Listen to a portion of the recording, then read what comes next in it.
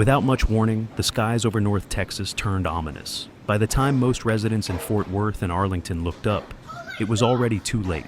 The storm had arrived, violent, relentless, and part of a far larger outbreak sweeping across the central United States.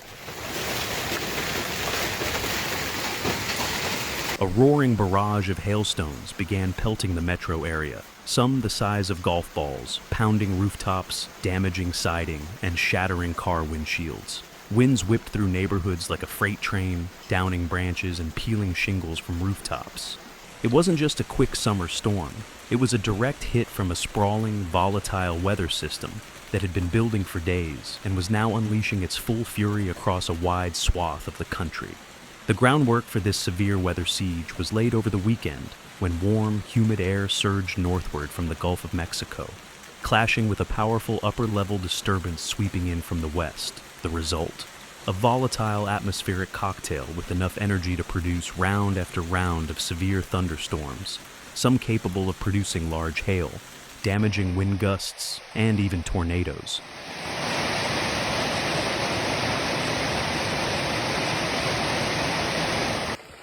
Sunday brought one of the most dramatic and frightening moments in this unfolding event.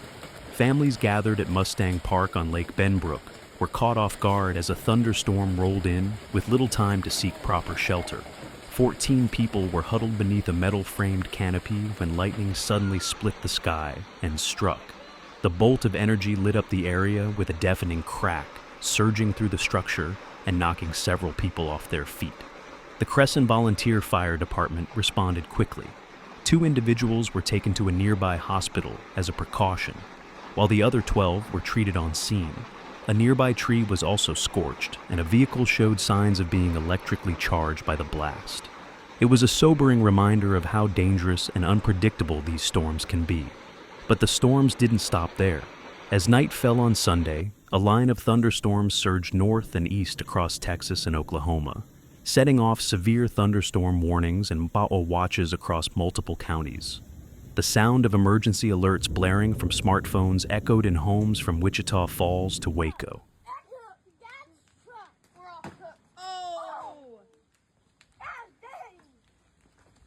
I'm not going out anymore. Yeah, no.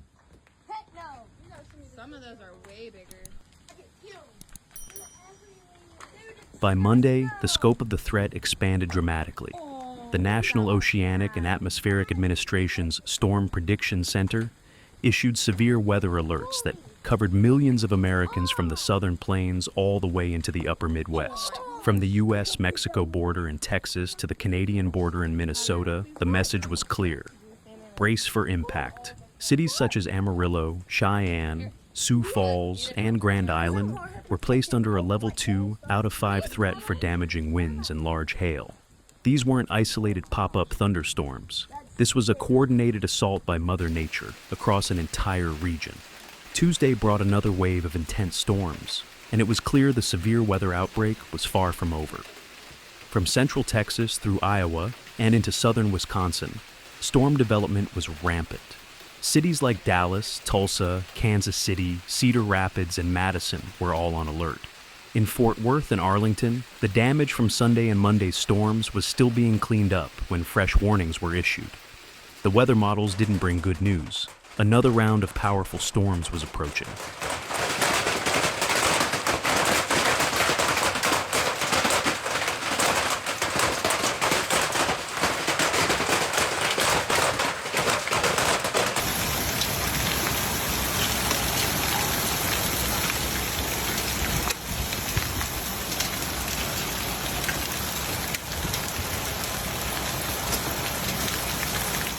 Residents in the affected zones scrambled to make last-minute preparations, moving vehicles under cover, checking batteries and flashlights, and securing loose outdoor furniture. For many, it felt like déjà vu.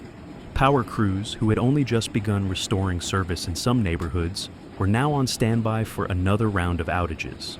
Across the plains and Midwest, atmospheric instability continued to fuel storm development. A potent cold front collided with deep Gulf moisture, creating the perfect environment for long-lasting supercells and fast-moving squall lines. The forecast warned of damaging wind gusts in excess of 60 to 70 miles per hour, hailstones potentially larger than baseballs, and the ever-present possibility of tornadoes, especially in isolated supercells ahead of the front. Though tornadoes were not the primary threat, they remained a dangerous wild card. The atmospheric ingredients were all in place: wind shear, moisture, lift, and instability. In places like Kansas City, Oklahoma City, and even southwestern Minnesota, forecasters warned that brief but intense tornadoes could form rapidly with little lead time. And yet, the storms brought more than physical damage. They brought emotional weight. The uncertainty of when and where the next storm would strike has cast a heavy shadow over millions of residents. From farmers in Nebraska watching their crops being flattened by hail, to families in Wisconsin preparing basements and emergency kits.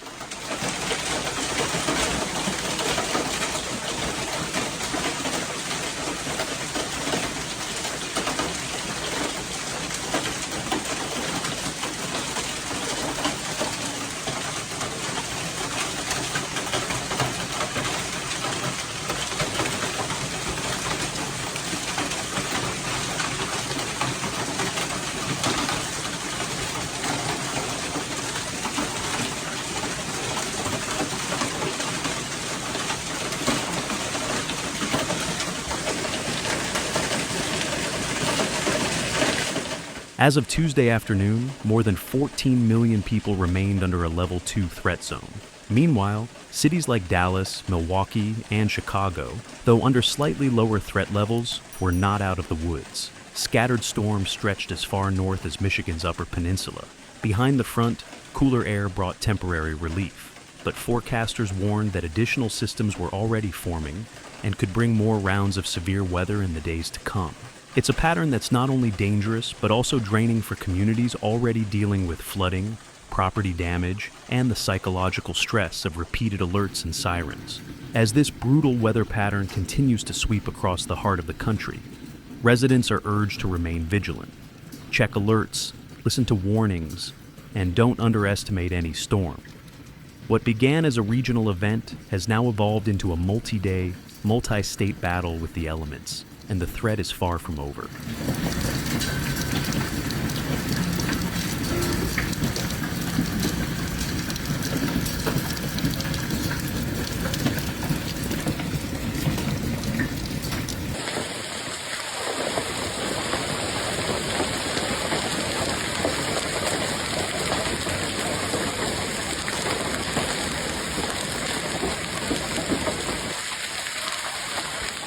Thank you for watching. See you in the next video.